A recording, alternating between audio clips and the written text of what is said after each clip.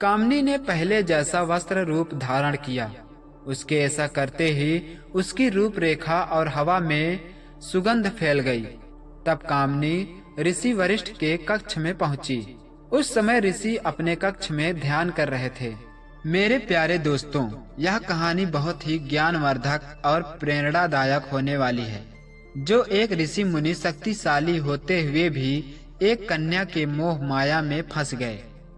एक शक्तिशाली ज्ञानी होने के बावजूद भी वह एक कन्या के मोह माया में कैसे फंस गए, आइए जानते हैं इस कहानी के माध्यम से। दोस्तों, कहानी को अंत तक जरूर सुनें, क्योंकि आधा अधूरा ज्ञान आप लोगों को भ्रम में डाल सकती है। इसलिए कहानी में हमारे साथ अंत तक बने रहें।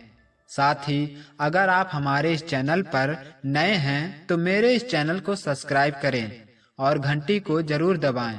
आइए सुनते हैं कहानी को। त्रेता युग के समय की बात है। उस समय तपस्या और ज्ञान की शक्ति का बहुत बोलबाला था। उसी समय में एक ऋषि वरिष्ठ हुआ करते थे, जो अपने तप और वेदों के ज्ञान के लिए प्रसिद्ध थे। उनका आश्रम हिमालय के तलहटी में स्थित था, जहां शांति, साधना और धर्म का सजीव रूप देखने को मिलता था। शिष्यों के लिए यह स्थान स्वर्ग के समान था, जहां ऋषि वरिष्ठ अपने अनुभव और विद्या से सभी को मार्गदर्शन देते थे। इसी बीच पास के राज्य की राजकुमारी कामनी का नाम सुर्खियों में था।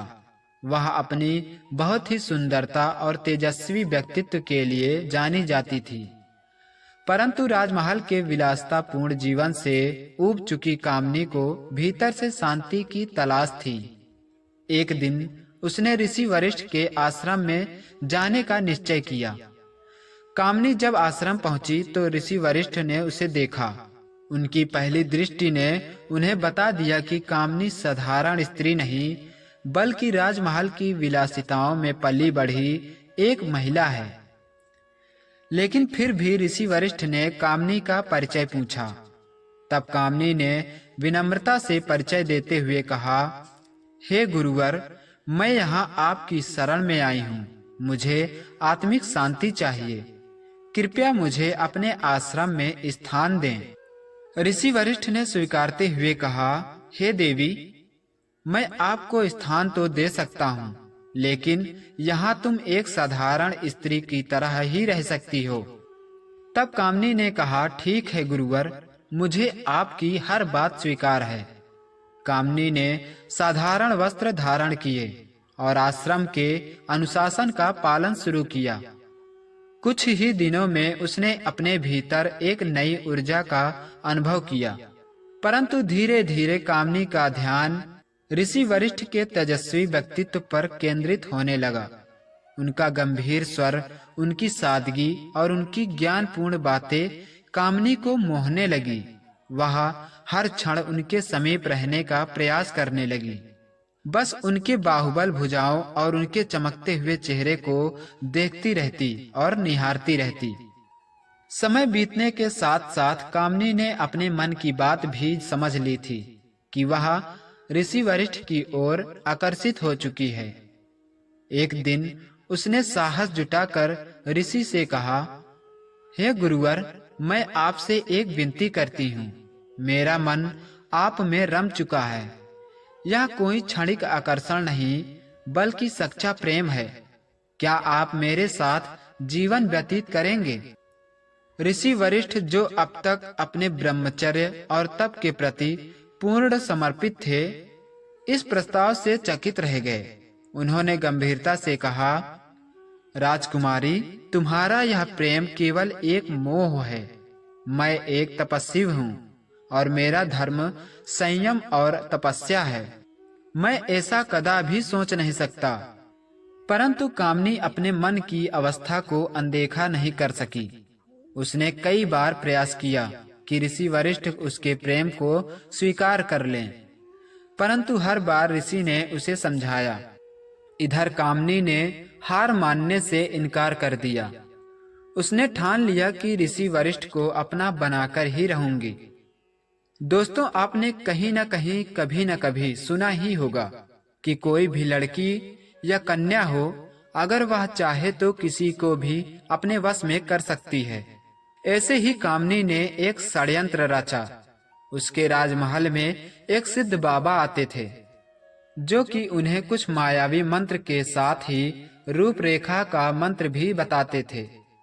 वह उसी मंत्र का प्रयोग करके अपनी रूपरेखा को इतना सौंदर्य बनाया कि कोई भी उसकी रूपरेखा पर मन मुग्ध हो जाए। कामनी ने पहले जैसा वस्त्र रूप धारण किया। उसके ऐसा करते ही उसकी रूपरेखा और हवा में सुगंध फैल गई। तब कामनी ऋषि वरिष्ठ के कक्ष में पहुंची। उस समय ऋषि अपने कक्ष में ध्यान कर रहे थे। उसने अपनी मोहक आवाज में ऋषि वरिष्ठ को आवाज लगाई। ऋषि वरिष्ठ जानते थे कि यह कामनी है, लेकिन कामनी की सुगंध इतनी मनमोहक थी कि ऋषि वरिष्ठ को अपनी आंखें खोलनी ही पड़ी। जैसे ही ऋषि वरिष्ठ की नजर कामनी पर पड़ी, वह उसकी बिछाए हुए मोह माया में लीन हो गए और धीरे धीरे उसके पास आकर अपने हृदय से लगा लिया। ऋषि वरिष्ठ कामनी के मोह माया में इतने लीन हो गए कि उनको पता ही नहीं चला कि हम कौन हैं। साथ ही वह अपने तप और ज्ञान को भी भूल गए थे। जैसे जैसे ऋषि वरिष्ठ कामनी में लीन होते गए, वैसे वैसे उनका ज्ञान, तपस्या सब कमजोर होते गए। वर्षों की तपस्या और संयम उस एक क्षण में टूट गया। कामनी के मोह पास में फंसकर उन्होंने उनके साथ संबंध बना लिया। यह क्षण केवल उनके जीवन का सबसे बड़ा दोष नहीं, बल्कि उनके आदर्शों का पतन भी था। सुबह होते ही ऋषि वरिष्ठ को अपनी गलती का एहसास हुआ। वह गहरे पश्चाताप में डूब गए। उन्होंने कामनी से कहा, तुम्हारा प्रेम सच्चा हो सकता है, लेकिन मैं अपने धर्म से भटक गया हूँ।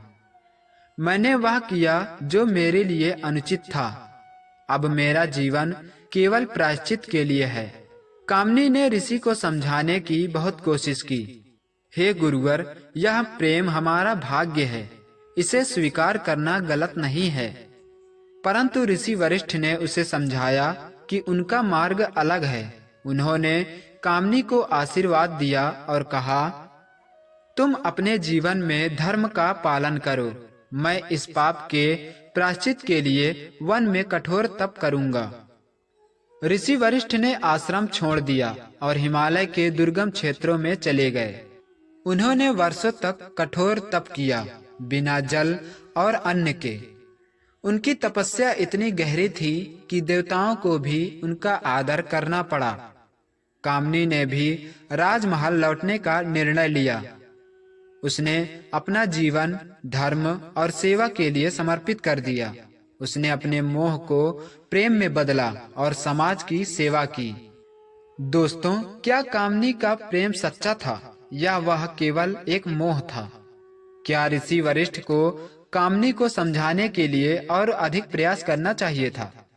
या आप मानते हैं कि तप और संयम के बावजूद मानवीय कमजोरियां किसी को भी प्रभावित कर सकती है? यह कथा हमें आत्मचिंतन का मौका देती है। यह दिखाती है कि गलतियां सभी से होती हैं, लेकिन सबसे महत्वपूर्ण है उन गलतियों को सुधारने और अपने आदर्शों की ओर लौटने का प्रयास। दोस्तों, हमारी कहानी अच्छी लगी हो तो हमारे इस चैनल को सब्सक्राइब करें। साथ ही घंटी को जरूर दबाना, क्योंकि बिना घंटी दबाए आपके पास हमारी जितनी भी दिलचस्प मजेदार कहानियां होती हैं वह आपके पास नहीं पहुंच पाती। इसलिए घंटी को जरूर दबाएं और सब्सक्राइब करें। मिलते हैं अगले वीडियो में एक नई कहानी के साथ। तब तक इस कहानी का आनंद लेते रहें और कमेंट बॉक्स में अपनी राय जरूर दें। धन्यवाद।